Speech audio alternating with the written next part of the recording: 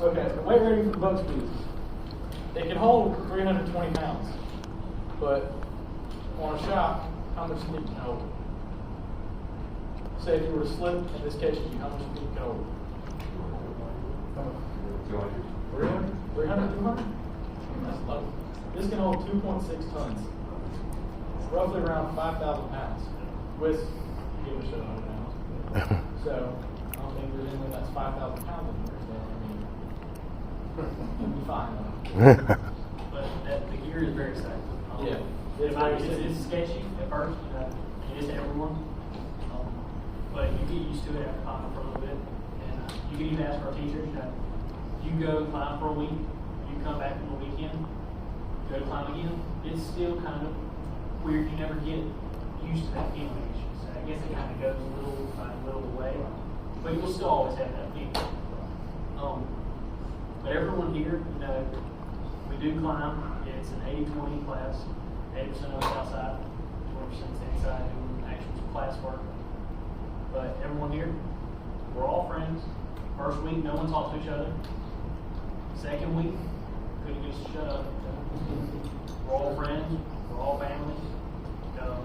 We always encourage each other to do better. Our teachers, two of the biggest people here, they encourage us to do everything we do. They won't let us, do something we're not comfortable with, but they will help us to get past that. We say, hey, look, come climb with me. Kind of worry about going up to this, doing this, whatever. Both of them, they'll get up there and climb with us. Yeah. They want us to be comfortable with what we do. And if we say, all right, this is the point where I stop, I can't do no more, go one more step, work on it tomorrow. And they want to get you past that breaking point every time, just a little bit, so that you can progressively get better at what you're doing. When you get up there and you're climbing, one thing I'll tell you now, these spikes, you will cut out. It happens to everyone. It's happened to these two as well. It happens to all of us. I believe all our first week, we're learning how to climb.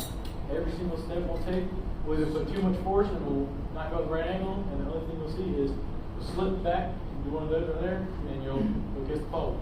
Yeah. It doesn't feel good. It's all mental too. Like, once you get past that mental block, it makes things so much easier, so much nicer. And like you were saying, they might be dinosaurs, but they're still good climbers. Yeah. But I call them fossils. So and I hated school. Like that at high school, dropped out of college twice, joined the military. And I think shit is the most fun I've had in class in years. Language. Yeah. I said I was going to get like one or two. Yeah. But as I said, this is the most fun I've had in class. I hate class, but I have fun in class because they break it down simple enough for me to understand when I ain't the smartest one in the room. They go over it thoroughly so we understand knowledge before we take our tests or do something. Like even yesterday I was working on my PowerPoint. He came over and helped me out a lot with it. They make life so much easier. It's not what you think of the normal school. It's not this. All right, cool. When I need the test, they'll break it down for you, help you out. Yeah. You can ask one of your classmates back there, Mark. I hated school because I went to high school with him. I hated it. How'd he do? What kind of grades did he have?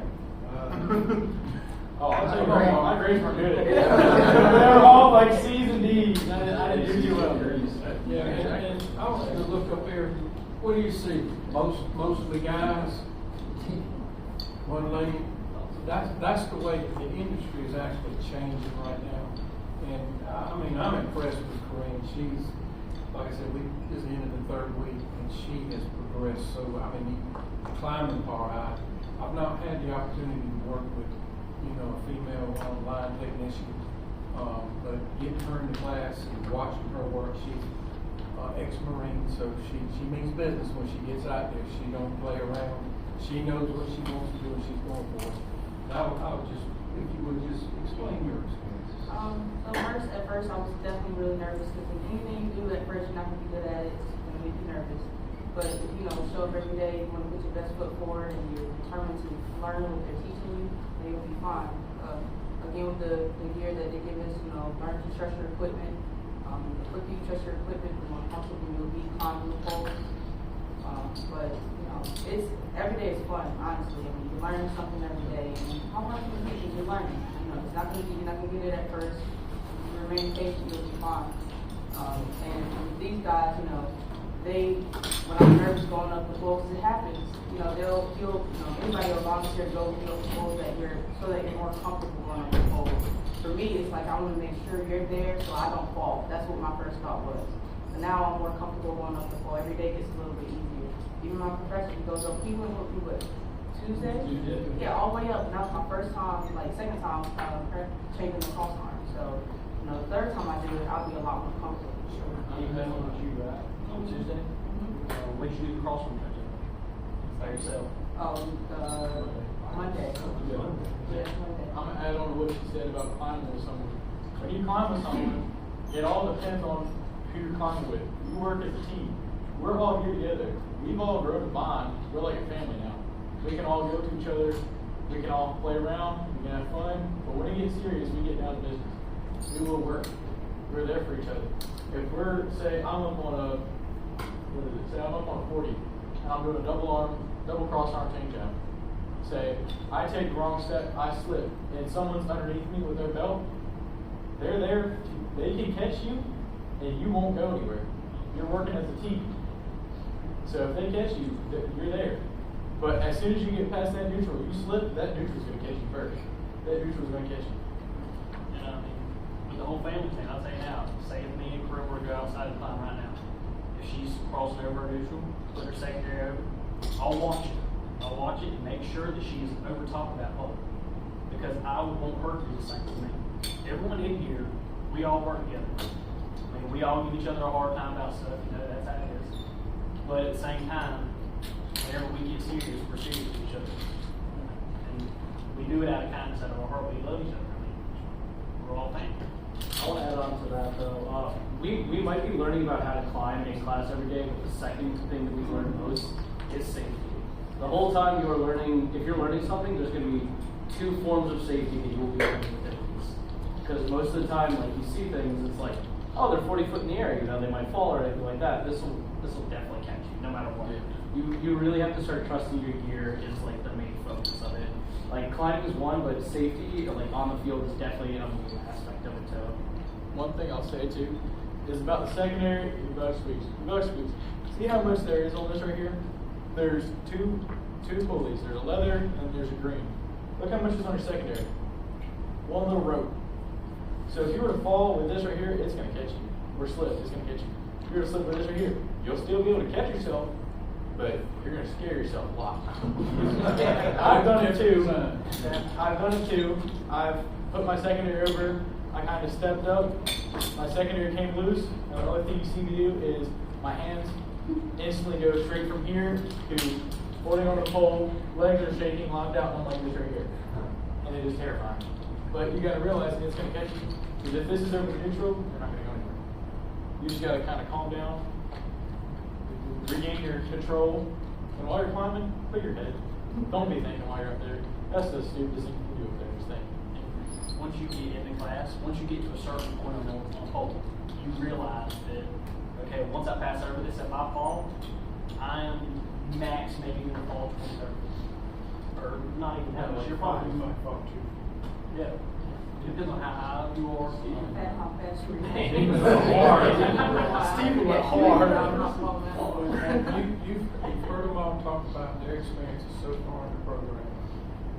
They've got how many more weeks left after this? 13 weeks. Okay. When they get out of here, they put in many applications because we tell them day one, start applying now, get these jobs, get these things set up for your interviews and all later on. So go out of here, companies, especially the dudes, the Sandy Coopers, what do you think they're hiring at to start now, pay-wise? Rise to it. 25, 28 bucks an hour start now. You did research. Salaries, once you get a couple years under your belt, so to say, with a utility, electric utility, you'll be making way over 6 figures. I'm talking about 20, 30. As far even I've heard as much as $200,000 a year. Is it hard work? Is it hard work? Yes. It is hard work. Yes. When you go to work for a utility, you're going to be expected to go out at 2 o'clock in the morning. Somebody's broke a pole. You got to go fix it. Somebody's lights are out. You've got a hurricane coming up. You got to prep for that. You have to be ready to work long hours to get everything fixed. ice storms, snowstorms, whatever the case may be, you're gonna be on call all the time, but you're gonna be paid very, very, very good. You might get North Myrtle Beach tomorrow working, and you just saw the storms that came through yesterday, that came from Mississippi and all that area. Mississippi might call Sandy Cooks, they serve that area, and say, hey, we need you. They're gonna pack up a group of guys, and they're gonna head to Mississippi and work for a week, maybe 2 weeks or whatever, and we took care of them. They're gonna feed you, they're gonna house you, whatever it takes. You're gonna work, but you're gonna work until the work's done, and get your life back on the road. You're just gonna go and do things that you've probably never done before in different places, as work-wise. Very rewarding career. Professor Shoemaker, you got any? Just what we talked about before, this program, certificate course, I can guarantee you, if a professor in math would call us up and say, I can help teach our class. You know, we're specific to ELW. We're specific to the career and everything that's associated with it. That includes resumes. That includes, we do mock interviews. We'll help you with your job applications. It's our intent that in the final week of the course, you've got a job. I mean, we've had some students have contingent offers. So, Corinne's, who's applied for jobs here? Pretty much most of the class. But you're going to tell them in class, apply for jobs, all of them if you want to. Start picking and choosing from those jobs, and we'll help you with the entry test. We'll help you with the interview portion. We'll help you with the resume portion.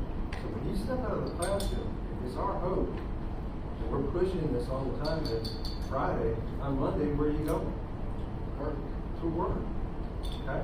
You're going to be working for an organization. That's our goal. That's our goal. And to be honest with you, I haven't told anybody this, that's how we get paid. Okay? If I send a bunch of students out of my class, they don't get jobs, well, that comes back on us, and, you know, funding is good. Money helps. So, I hope you get the understanding of that portion of it. I mean, who's interested in working the electrical on the field? Okay, that's fine. Look, I know we're talking to a big old huge group here, and you might have other directions you want to go. You saw this specifically here today. The pay is great. The benefits are fantastic. They're out of sight. You could really progress real fast. So you can go from the beginners up to a top tier lineman in approximately 4 years. And then you're talking in the 150s, $200,000 in 4 years. You can't find that in any other industry that's out there in the world. I think you're the last class. I've got a survey. You ready to take a survey? Who likes hearing the students talk? Who likes hearing us talk? What? Go ahead. Be honest with you. This is the first time we've used students in class tours, so very grateful for them coming in on their, actually could have taken the day off. Very grateful for them coming in, and by all means, if you got questions for them, I know you got a buddy back there somewhere. Ask them, that's no problem. 2 is, where are we from? If you're driving down 501, or you're a teacher, bus driver teacher. If you call us on a Tuesday and the weather looks good on a Wednesday afternoon, come visit us. We've got an open line. Even if you're driving by and you see us out there, hey, we're climbing out there. I think we'll talk with you. Drive on in. You know what we're going to do, right? Like maybe climb a pole. That's what's going to happen. So come visit us and see us anytime. We're wide open to that.